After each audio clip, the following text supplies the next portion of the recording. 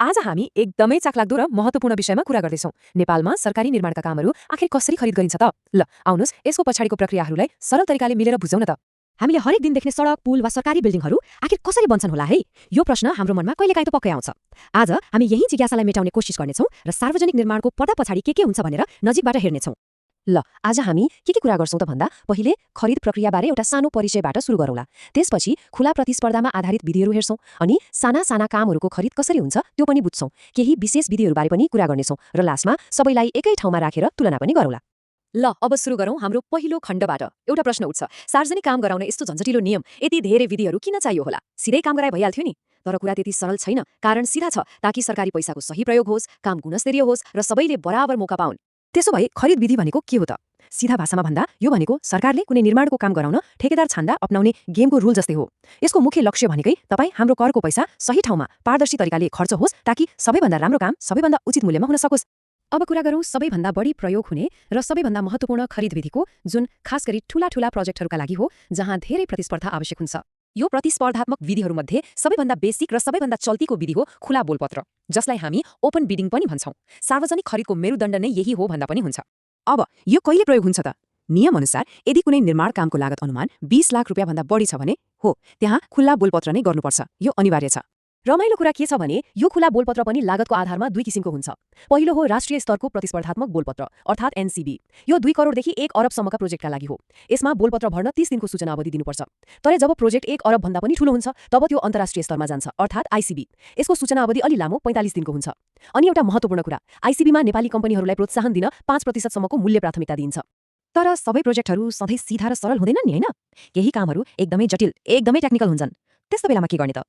हो, त्यस्तै जटिल प्रोजेक्टका लागि बनाइएको हो 2 चरणको बोलपत्र वा 2 स्टेज टेन्डरिङ। मानिलिउँ एउटा ठूलो हाइड्रो पावर प्रोजेक्ट बनाउनु छ। यहाँ पैसा मात्र हेरेर त भएन नि, हैन? प्राविधिक क्षमता कस्तो छ त्यो पनि त हेर्नु पर्यो। हो, त्यसैले पहिलो स्टेपमा के हुन्छ भने कम्पनीहरूको टेक्निकल क्षमता, अनुभव, प्लान सबै जाँचिन्छ। अनि जो यो टेक्निकल राउन्डमा पास हुन्छन् उनीहरूको मात्रै दोस्रो स्टेपमा पैसाको खाम मतलब फाइनान्शियल प्रपोजल खोलिन्छ। यसले के फाइदा भयो त? गुणस्तरमा सम्झौता भएन। ल ठूला प्रोजेक्टको कुरा त भयो। अब अलिकति साना लोकल लेभलका कामहरूतिर लागौँ न त। यिनीहरूको लागि त्यत्रो ठूलो राष्ट्रिय लेभलको प्रतिस्पर्धा चाहिँदैन। साना कामहरूका लागि सबैभन्दा चल्तीको विधि हो सिल बन्द दरभावपत्र अर्थात् सिल्ड कोटेसन। अघि हामीले के भनेका थियौँ याद छ? 20 लाख भन्दा माथि भए ओपन बिडिङ। हो, ठ्याक्कै त्यही 20 लाख वा त्योभन्दा कम लागतका सानातिना कामहरूका लागि चाहिँ यो सिल बन्द दरभावपत्र विधि अपनाइन्छ। यसको राम्रो पक्ष के हो भने यो एकदमै छिटो र सजिलो छ। धेरै लामो प्रक्रिया चाहिँदैन। जम्मा 15 दिनको छोटो सूचना निकाले पुग्छ, त्यो पनि लोकल पत्रिकामा। यसले गर्दा के भयो त? स्थानीय र साना निर्माण व्यवसायीहरूले पनि सजिलै मौका पाए। अहिलेसम्म हामीले प्रतिस्पर्धाको कुरा गर्यौँ, तर के यस्ता विधिहरू पनि छन् जुन यो सामान्य प्रतिस्पर्धाको नियमभन्दा अलि फरक छन्? यी खास अवस्थाहरूमा मात्र प्रयोग हुन्छन्। हो, त्यस्तै एउटा विशेष विधि हो अमानतबाट निर्माण। हामीले यसलाई उपभोक्ता समिति मार्फत काम भनेर पनि चिन्छौँ। नामबाटै क्लियर छ, यसमा काम स्थानीय समूहहरूले आफै गर्छन्। यो विधि एकदमै गजबको छ। यसमा ठेकेदारलाई काम दिइदैन, बरु 1 करोड रुपियाँसम्मको प्रोजेक्ट सिधै त्यहीका स्थानीय मानिसहरूको उपभोक्ता समितिलाई दिइन्छ। सोच्नुस् त, आफ्नो गाउँको बाटो, स्कुल वा खानेपानीको काम आफैले गर्दा कस्तो अपनत्वको भावना आउँछ। अनि लोकल लेभलमा रोजगारी पनि त सृजना भयो। अब अर्को एउटा एकदमै विशेष विधि छ, सिधै खरिद वा डाइरेक्ट प्रोक्योरमेन्ट। यसमा त प्रतिस्पर्धाको प्रक्रिया नै हुँदैन, पुरै बाइपास गरिन्छ। तर यो विधि जथाभावी प्रयोग गर्न पाइँदैन है। यो आपतकालीन अवस्थाको लागि मात्र हो। जब प्रतिस्पर्धा गराउन सम्भवै छैन वा समय नै छैन, त्यस्तो बेलामा मात्र यो बाटो अपनाइन्छ। कानुनले यसका लागि एकदमै कडा शर्तहरू राखेको छ। जस्तै कस्तो अवस्थामा त? मानिलिउँ कुनै सामान एउटै मात्र सप्लायरसँग छ, अरू कसैसँग छँदै छैन, वा भगवानले नगरून् कतै प्राकृतिक प्रकोप आयो र तुरुन्तै केही सामान चाहियो। अब यस्तो बेला बोलपत्र निकालेर 30 दिन कुर्ने कुरा त भएन नि, हैन? हो, यस्तै आपतकालीन अवस्थाहरूमा मात्र सिधै खरिद गर्न पाइन्छ। ल हामीले धेरै विधिहरूबारे कुरा गर्यौँ। अब यी सबैलाई एकै ठाउँमा राखेर हेरौँ न त। यसो गर्दा पिक्चर अझै क्लियर हुन्छ।